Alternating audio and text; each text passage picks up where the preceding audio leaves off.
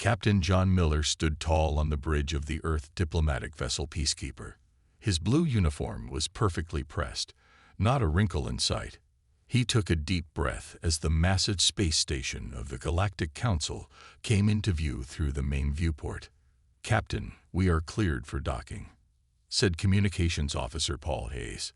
His voice was calm, but his eyes showed excitement. "Very good, Mr. Hayes. Proceed with docking procedures," Miller replied with a steady voice. This was the moment humanity had prepared for during 50 years of space exploration. First contact had occurred a decade ago with the Mrill, a peaceful trading species. Since then, Earth had learned about the Galactic Council, a gathering of 23 advanced alien species that govern most of the known galaxy. Ambassador Lisa Wright entered the bridge. Her gray suit was as flawless as Miller's uniform. "Captain, are we ready to make history?" she asked with a practiced smile. "As ready as we'll ever be, Ambassador," Miller answered. "The diplomatic team is prepared. Everyone has memorized the greeting protocols for all 23 species." What neither said aloud was that every human aboard had also undergone intensive training in what Earth Command called diplomatic restraint.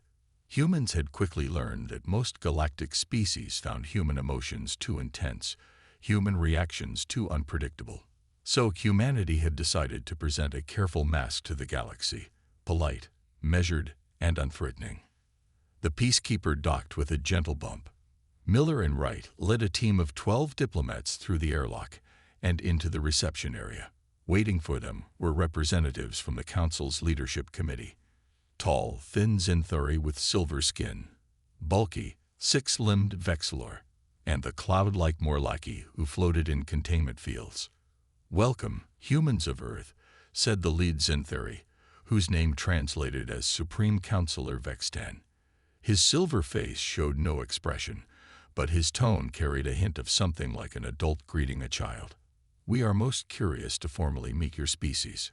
Ambassador Wright bowed exactly 30 degrees, not too deep to suggest submission, not too shallow to suggest disrespect. "Honorable Supreme Counselor, we bring greetings from Earth. We are grateful for this opportunity to join the galactic community." As they walked toward the council chambers, Miller noticed how the alien representatives studied the humans with barely hidden curiosity. Some even whispered to each other, their translators turned off. "Your species has advanced quite rapidly," said a Vexilor representative, all 6 of her arms moving in complex patterns. "Just a century ago, you were limited to your home planet. Most species take at least 5 centuries to reach this stage after discovering spaceflight. We are eager learners," Miller replied with a small smile that revealed nothing of his thoughts. He had been briefed on what this comment really meant. Suspicion about how humans had developed faster than light travel so quickly after their first moon landing. The council chamber was enormous, with seating for hundreds of representatives arranged in rising tiers.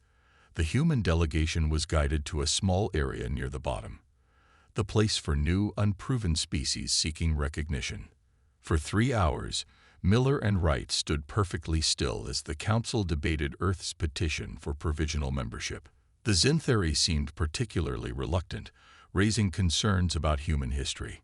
"A species with such internal conflict," Supreme Counselor Vexton said, "with wars that devastated their own planet.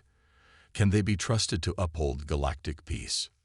Miller felt his jaw tighten, but kept his expression neutral.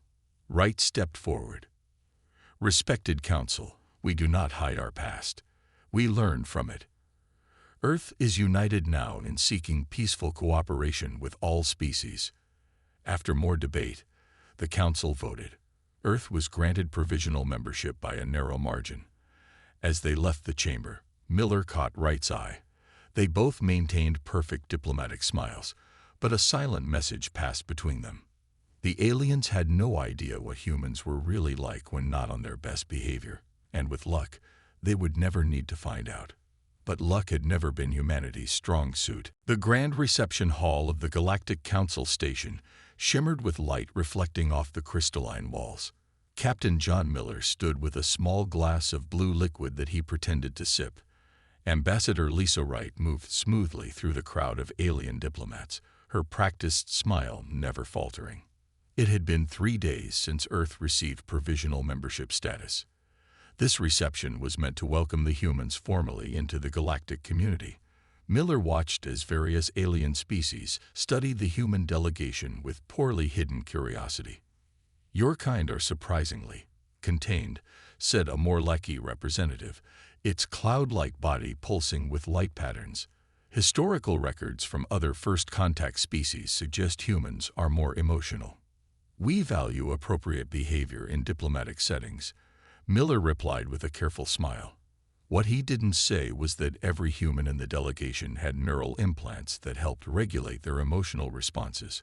Earth Command had decided long ago that humanity's first impression on the galactic stage should be one of perfect control. Across the room, Wright was engaged in conversation with Supreme Counselor Vextan and several other high-ranking Zinthuri. Miller moved closer, sensing from Wright's slightly stiff posture that something was amiss. "Truly fascinating how your species has survived this long," Counselor Vextan was saying as Miller approached. "Such fragile water-filled organisms. On most developed worlds, such creatures are better suited as livestock than equals." Miller saw Wright's smile freeze for just a moment before she recovered. "We are quite adaptable, Counselor," she said. The Zintheri made a sound that the translator rendered as laughter. "Of course you are. Just as the Drevka were adaptable before they became the galaxy's favorite food source." Miller and Wright exchanged a quick glance. The translator had definitely not failed to convey the insult this time. According to their briefings, comparing a species to the Drevka was deeply offensive. They were a primitive species that had been hunted to near extinction before the Council banned the practice. "Please excuse us, Counselor," Miller said smoothly. "We have yet to greet the Vexlor delegation." As they walked away, Wright whispered, "Did he just compare us to livestock and an endangered species in the same conversation?" "He did," Miller replied, his smile never wavering. "And he meant for us to understand it." Back aboard the Peacekeeper 3 hours later, Miller and Wright sat in the secure communications room. On the screen before them was Admiral Kelly Daniels from Earth Command, her expression grave as they reported the events of the reception. "This fits a pattern," Daniels said. "We've detected increased scans of our outer colonies, particularly from Zintheri vessels. And there's more troubling news. The mining ships near Proxima Centauri have gone silent." "All 3 of them?" Wright asked, her diplomatic mask finally dropping to show concern. "Yes. Last transmissions mentioned unknown vessels with energy signatures matching Zintheri technology." Miller leaned forward. "Admiral, if they're testing us, we need to respond." Daniels was quiet for a moment. "The Council believes humans are docile, eager to please. They're expecting us to ignore these provocations to maintain our new status." "What are your orders?" Miller asked. "I'm authorizing protocol candor," Daniels said. Miller and Wright both straightened in their chairs. Protocol candor was something they had trained for, but hoped never to use. Permission to disable the diplomatic restraint programming and show the Council what humans were really like when provoked. "Are you sure that's wise?" Wright asked. "We've worked decades for this membership." Daniels nodded. "The Council needs to understand something fundamental about humanity. Our courtesy is a choice, not our nature. And it's time they learned what happens when that choice is reconsidered." After the communication ended, Miller looked at Wright. "How should we proceed?" Wright's formerly perfect diplomatic smile transformed into something sharper. "Carefully, at first. Let them think it's just small cracks in our veneer. Then when the moment is right." She didn't finish the sentence. She didn't need to. For the first time since arriving at the Council station, both of them felt something like relief. Pretending to be something they weren't was exhausting. And soon, they wouldn't have to pretend anymore. Junior diplomat Eric Bennett sat in the small committee room, listening to representatives from 12 different species discuss trade routes. His neural implant had been adjusted according to protocol candor, giving him more control over his reactions, but also more freedom to express them if needed. The Vexilor delegate beside him, a bulky six-armed alien named Grekfol, had been patronizing him for the past hour. "Young human, perhaps these concepts are too complex for your species," Grekfol said after Eric suggested a more efficient route through Sector 7. "Your kind has only recently discovered faster-than-light travel, after all." Eric smiled thinly. Before protocol candor, he would have nodded politely and withdrawn his suggestion. Now, with the restrictions loosened, he felt a rush of irritation he was allowed to express. "With respect, Delegate Grekfol, the route I suggested cuts travel time by 30% and avoids the plasma storms your navigators apparently missed in their analysis." The room grew quiet. No human had spoken so directly in council meetings before. Grekfol's six eyes blinked rapidly. He reached out and patted Eric on the head, a deeply condescending gesture. Such spirit in little humans, like a pet showing unexpected tricks. Something snapped in Eric. The comparison to a pet was the final straw. He stood up, all traces of diplomatic restraint vanishing from his face. "Listen here, you six-armed mountain of arrogance," Eric said, his voice calm but his words shocking. "I've been sitting here watching you make the same navigational errors for 3 days.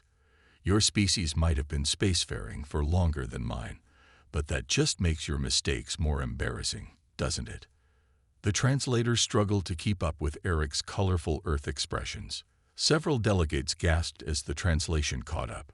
"My apologies," Eric said, not sounding sorry at all. "But perhaps next time, instead of patting me on the head like a dog, you might actually listen to the suggestion that will save your ships from flying into a plasma storm." He sat down, opened his datapad, and continued as if nothing unusual had happened. The committee room remained silent for several long moments before slowly resuming discussions, now with nervous glances toward the human. Back on the Peacekeeper, Ambassador Lisa Wright received Eric's report of the incident with a small smile. "It's beginning," she told Captain Miller as they reviewed the report. "The Council species are seeing the first cracks in our facade." Miller nodded. "How did they react?" "Confusion mostly," Wright said. "They think it's an isolated incident, a single human with poor control. They don't realize yet that we're changing our approach deliberately." Miller's communication device chimed. He read the message and his expression darkened. "What is it?" Wright asked. "We've received confirmation about the missing mining vessels," Miller said. "One of our stealth probes recorded a Zinthari warship disabling our miners and taking the crews prisoner. 47 humans captured." Wright's carefully maintained composure slipped further. "They attacked our ships unprovoked while welcoming us to the Council.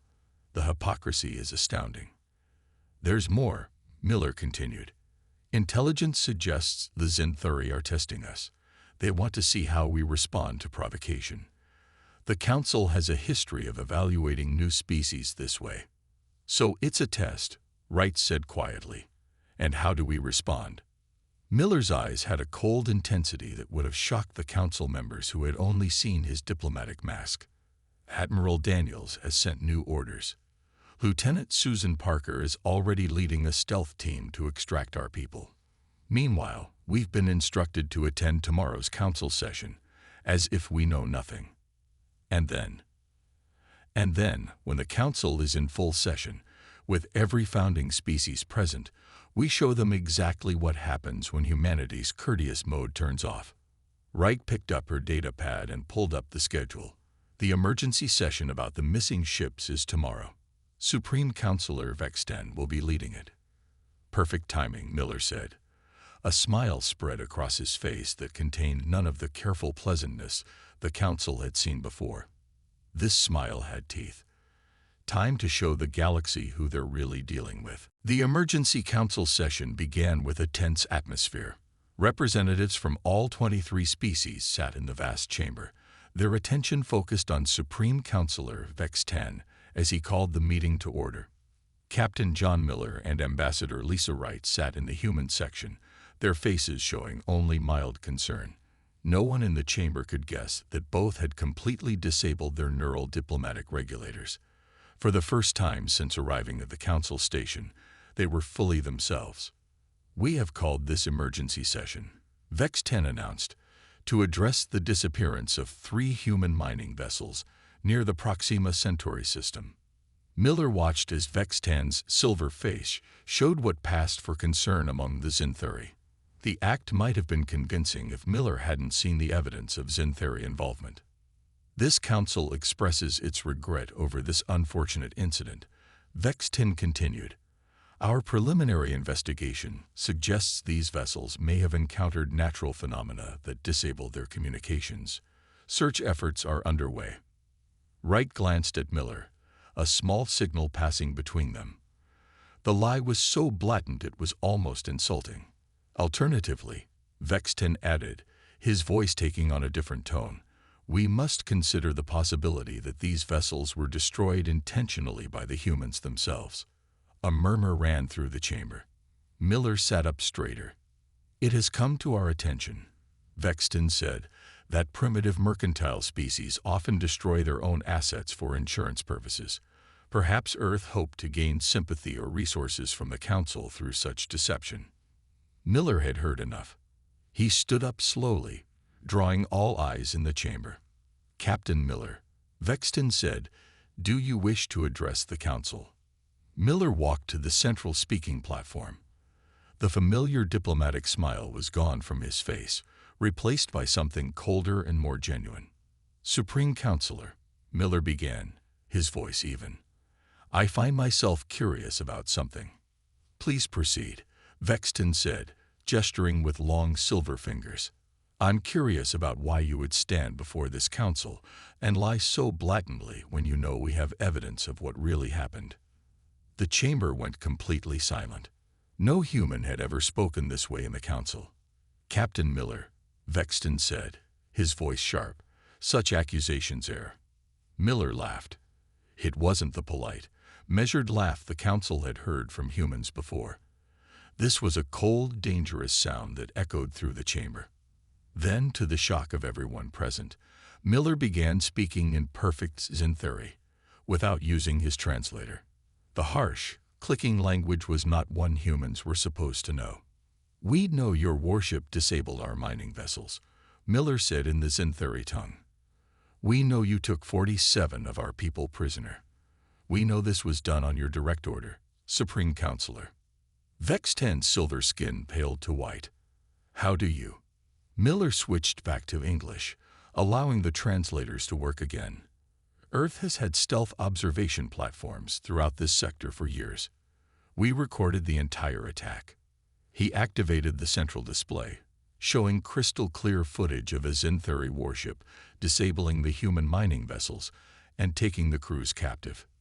"You took our people while welcoming us to your council," Miller continued, his voice growing harder.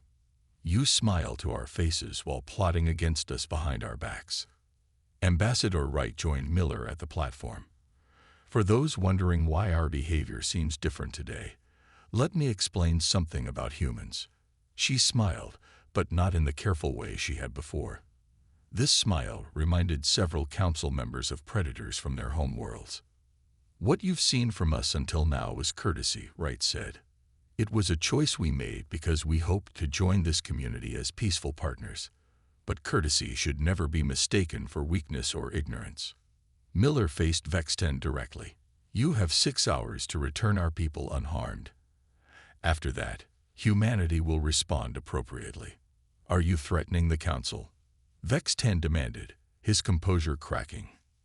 "Not at all," Miller replied. "I'm simply informing you of what will happen. The Zintheri attacked our ships and took our people. There will be consequences."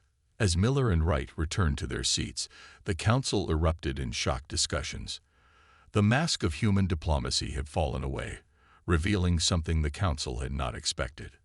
A species that had been watching, learning, and holding back its true nature all along. The private council chamber was filled with anxious voices. Representatives from the 23-member species had gathered without human presence to discuss what had happened. Supreme Counselor Vex 10 looked shaken, his silver skin dull with stress. "Play the recording again," ordered the Morlaki representative, its cloud-like form pulsing with agitated light patterns. The holographic display activated, showing Captain Miller's transformation from polite diplomat to something entirely different. The council watched in silence as Miller spoke fluent Zinthori and revealed knowledge that no newly admitted species should possess. "How did they learn our language so perfectly?" asked a Vexilor delegate. "My species has had contact with humans for 7 years, and none speak our language with such skill." A small, reptilian sectary counselor leaned forward. "The more important question is how they obtained surveillance footage of the Zinthari operation. Our scans detected no human observation platforms in that sector." All eyes turned to the Morlocki defense expert, Zeltor, whose light patterns shifted to a deep blue. "I have a theory," Zeltor said slowly, "one that disturbs me greatly. I believe humans have been studying us for much longer than we realized. They have technology that can evade our detection systems." "Impossible," scoffed Vexten, though his voice lacked conviction. "They only achieved faster than light travel 30 Earth years ago." "Did they?" Zeltor questioned. "Or is that simply what they told us?" The chamber grew quiet as the implications sank in. "What are you suggesting?" asked the Vexilor representative. "I am suggesting," Zeltor continued, "that humans have been purposefully hiding their true capabilities. What we witnessed today was not an emotional outburst, but a calculated revelation. They wanted us to see what they've been concealing." Meanwhile, aboard the human stealth vessel Shadow Whisper, Lieutenant Susan Parker led her 5-person extraction team through the corridors of the Zinthari prison facility. Each wore advanced combat suits that bent light around them, making them nearly invisible. "Target location confirmed," whispered Sergeant Alan West through their secure comm system. 47 human life signs detected in the central holding area. Parker nodded, though none of her team could see the gesture. "Remember the mission parameters. No Zinthari casualties unless absolutely necessary. We're here to extract our people, not start a war." "Yet," added Private Frank Cooper quietly. Parker didn't correct him. Everyone on the team knew that Earth was preparing for possible conflict. The diplomatic approach had been Plan A, but humanity always had backup plans. The team moved silently through the facility, disabling security systems with technology the Zinthari didn't know humans possessed. When they encountered guards, they used targeted electromagnetic pulses to temporarily disable them, rather than lethal force. Within 20 minutes, they reached the central holding area. The human miners looked up in surprise as their cell doors suddenly opened. "United Earth Force," Parker announced, deactivating her stealth suit to become visible. "We're here to take you home." One of the miners, a woman with short gray hair, stepped forward. "How did you find us?" "The Zinthari said no one would know what happened." Parker smiled grimly. "They underestimated us. Everyone does." Back in the council chamber, the debate had grown heated. "We should impose sanctions immediately," argued a tall, spindly representative from the Fall Confederacy. "The humans threatened a founding member of the council." "Did they?" countered Zeltor. "Captain Miller simply stated there would be consequences for the kidnapping of their people. Is that not reasonable?" Before anyone could respond, an aide rushed into the chamber and whispered urgently to Vexten. The Supreme Counselor's silver face went completely white. "What is it?" demanded the Vexilor representative. Vexten seemed unable to speak for a moment. When he did, his voice was barely audible. "The human prisoners. They're gone. Our most secure facility was infiltrated. The guards report seeing nothing. All 47 humans vanish without triggering a single alarm." The council chamber erupted in shocked exclamations. Only Zeltor remained silent, the blue light patterns of its body now tinged with worried purple. "They did this during our meeting," Zeltor noted quietly. "While Captain Miller was confronting us here, their forces were already acting. We have gravely misjudged these humans." Captain John Miller stood at the center of the council chamber once again. This time, every seat was filled. News of the confrontation and the mysterious rescue of the human miners had spread quickly. Species that normally sent junior representatives had dispatched their highest officials. Miller no longer wore the friendly, diplomatic expression the council had grown accustomed to. His face was calm but serious, his posture straight and confident. Ambassador Lisa Wright stood beside him, equally transformed from her previous diplomatic persona. "Thank you for agreeing to this session," Miller began. "I believe we have much to discuss." Supreme Counselor Vexten had lost much of his previous arrogance. "Captain Miller, the Council demands an explanation for your actions. The unauthorized extraction of prisoners from a sovereign synthery facility." "Prisoners?" Miller interrupted, his voice sharp. "You mean the innocent civilians your warships attacked in neutral space?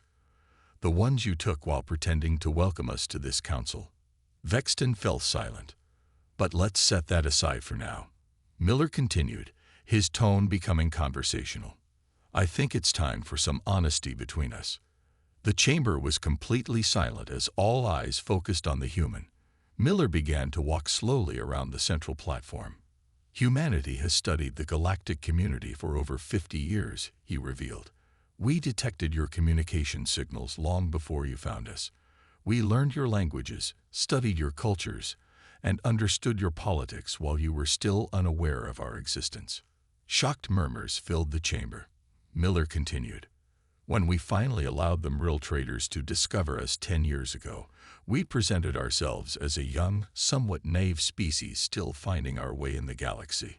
We appeared diplomatic, deferential, eager to please." "Why?" asked a Vexillor representative. "Why the deception?" Ambassador Wright stepped forward. "It wasn't deception. We simply wanted to understand what kind of community we were joining before revealing our full capabilities. History taught us caution." Miller nodded. "Earth has a saying, 'Speak softly and carry a big stick.' We chose to speak softly while learning whether we would need the stick." He activated a holographic display showing a star map of the galaxy, with dozens of small dots scattered throughout council space. "These are human observation platforms," Miller explained, "completely undetectable by your current technology. We've been monitoring council activities for decades." The council representatives stared in disbelief at the extensive network of human surveillance. "This is outrageous," Vexten exclaimed. "Such espionage violates every principle off, like attacking our mining ships and kidnapping our people." Miller countered. "Or perhaps like the 12 separate attempts by council species to infiltrate Earth in the past 5 years.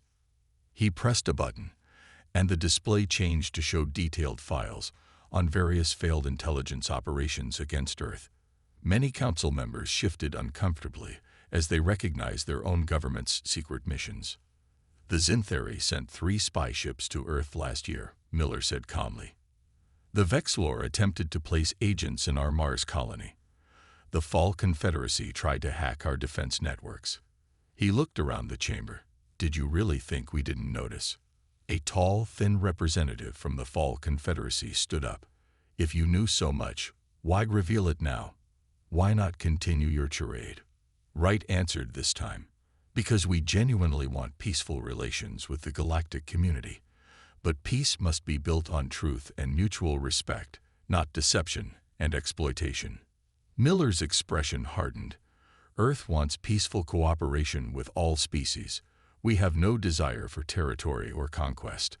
But we will not be treated as lesser beings, exploited for our resources, or threatened in any way." He looked directly at Vexten. "Your people have been rescued and are safely aboard our vessels. Consider this incident resolved. But know this, Earth will defend its interests. We hope to be friends with the Council, but we do not need to be." The message was clear. Humanity had been holding back, presenting only what they wanted the Council to see. Now, the mask had dropped, revealing a species far more advanced and aware than anyone had suspected. As Miller and Wright left the chamber, the stunned silence followed them. The Council had just realized that they weren't dealing with a simple newcomer to the galactic stage, but a power that had been quietly watching from the shadows all along. 3 days after Captain Miller's revelation to the Council, A coalition of 7 species led by the Xanthari announced sanctions against Earth. They claimed humanity had violated Council protocols by conducting unauthorized surveillance and demonstrating hostile intent toward founding members. Admiral Kelly Daniels received this news aboard the Earth Defense Force flagship Determination, orbiting Jupiter's moon Europa. The massive vessel, nearly 2 kilometers long, had remained hidden from Council knowledge until now. "So they've chosen to escalate," Daniels said, reviewing the message from Ambassador Wright. Her gray hair was pulled back in a tight bun, her uniform crisp despite the early hour. General Peter Davis nodded. "It was expected, Admiral. The Xanthari lost face when we extracted our people. They couldn't let that stand." "What are your orders, Admiral?" asked Captain Helen Wilson, the Determination's commander. Daniels was quiet for a moment, considering the situation. Captain Miller and Ambassador Wright have tried diplomacy. The Council has responded with threats. I believe it's time for a limited demonstration. She activated the ship's communication system. "This is Admiral Daniels to all EDF vessels. Operation Mirror is authorized. Phase 1 only. I repeat, Phase 1 only." Throughout the solar system, 12 previously hidden human warships acknowledged the order and moved into position. Each ship was equipped with technology that no Council species knew humans possessed. On the Galactic Council station, Supreme Counselor Vextan was addressing a special session about the sanctions when the lights suddenly flickered. The massive defense shields that protected the station silently deactivated. Communication systems went offline momentarily before returning to normal. Similar events occurred simultaneously on 3 major Council worlds: the Xanthari homeworld, the Vexlor Prime Colony, and the Fall Confederacy capital. Defense systems went offline for exactly 30 seconds before reactivating, as if nothing had happened. In the Council chamber, confusion turned to alarm as reports came in from the affected worlds. "What is happening?" demanded the Fall representative, his thin frame trembling. Was that an attack? Before anyone could respond, every communication screen in the chamber activated at once. Admiral Daniels appeared, her expression calm but resolute. "Greetings to the Galactic Council. I am Admiral Kelly Daniels of the Earth Defense Force. What you just experienced was not an attack, but a demonstration." She paused, letting her words sink in. "For 30 seconds, the defensive systems of your station and 3 of your core worlds were under our control. We could have used this capability at any time during the past 15 years. We chose not to." The Council chamber erupted in shocked exclamations. "This is unprecedented," shouted Vextan. "Such actions prove humans are a threat to galactic peace." Daniels continued as if she hadn't heard the interruption. "Earth has always preferred cooperation over conflict, but the recent sanctions against us, in response to our justified extraction of kidnapped civilians, suggest some Council members don't share this preference." Her image was replaced by footage of Earth Defense Force ships, sleek and far more advanced than the vessels humans had previously shown the Council. "We have maintained a careful fiction about our technological capabilities," Daniels explained as her image returned. "Not because we sought to deceive, but because we understand that power can make others nervous." In the Council chamber, the Morlaki defense expert Zeltor floated forward. "How did you disable our defense systems?" "Our technology is protected by quantum encryption." The question went unanswered as Daniels continued. "The sanctions against Earth are hereby recognized. In response, we are revealing our true presence in the galaxy. We wish the Council to know who they are dealing with before further decisions are made." Captain Miller and Ambassador Wright entered the Council chamber as Daniels' transmission ended. The room fell silent as they walked to the central platform. "As you can see," Wright said, "humanity is not what you thought we were. The question now is simple. Will the Council choose cooperation, or will it persist in treating us as an enemy?" Miller surveyed the shocked faces around him. Admiral Daniels exercised remarkable restraint in her demonstration. No one was harmed. No permanent damage was done. But make no mistake, Earth will defend itself if provoked further. He stepped closer to Vexten. The Sanctions Committee has 24 hours to reconsider its position. After that, Earth will respond accordingly. As Miller and Wright left the chamber, the Council representatives looked at each other in new understanding. The humans they had underestimated had just revealed themselves to be one of the most technologically advanced species in the galaxy. 6 months had passed since the day humanity revealed its true nature to the Galactic Council. The Council chamber looked different now. The human section had been moved from the bottom tier, where new species sat, to a position among the founding members. Admiral John Miller, recently promoted from captain, walked confidently across the chamber floor. Gone was the careful, measured gait he had once used. His movements were natural, his expression open but serious. Ambassador Lisa Wright walked beside him, similarly transformed from her former diplomatic persona. The other representatives watched them with a mixture of respect and wariness. After Earth's demonstration of technological superiority, the sanctions had been quickly withdrawn. The Zintheri, once so dismissive of humans, now avoided direct eye contact with Miller as he passed. Supreme Counselor Vexten had been replaced by a younger Zintheri named Zilmar, who had advocated for peaceful relations with Earth. He greeted Miller with a traditional Zintheri gesture of respect. "Admiral Miller." "Ambassador Wright, welcome," Zilmar said. "The trade agreement discussion will begin shortly." Miller nodded, his smile genuine rather than practiced. "Thank you. Counselor Zilmar Earth looks forward to establishing mutually beneficial arrangements." As they took their seats, Wright leaned toward Miller. 6 months ago, they thought we were barely worth provisional membership. Now they're eager for our quantum communication technology." "Amazing what a little honesty can accomplish," Miller replied. The council session proceeded smoothly. Representatives from various species presented proposals for trade with Earth. The atmosphere was respectful, if not entirely relaxed. The memory of disabled planetary defenses remained fresh in many minds. When the formal session ended, Miller found himself approached by Counselor Clavex, the Zintheri who had once compared humans to livestock. "Admiral Miller," Clavex said, his silver skin showing the faint blue tinge of embarrassment, "may I speak with you privately?" Miller nodded, and they moved to a quiet corner of the chamber. "I wish to understand something," Clavex said. "How did your species maintain such an elaborate facade for so long? In all my years, I have never encountered a species that could so thoroughly hide its true nature." Miller considered the question. For the first time, he saw genuine curiosity rather than condescension in the Zintheri's eyes. "It wasn't entirely a facade," Miller explained. "Humans are naturally diverse in our behaviors and responses. The diplomatic restraint you saw was simply one aspect of our nature, emphasized for first contact. But to sustain it for years," Clavex seemed puzzled. Miller smiled.